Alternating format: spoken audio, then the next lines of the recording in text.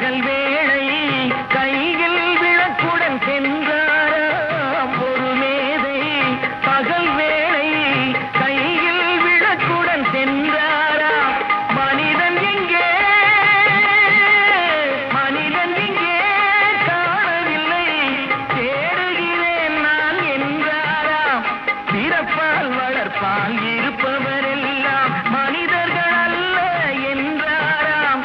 இனத்தால் அல்ல மனத்தால் மட்டும் வாழ்பவன் மனிதன் என்றாராம்.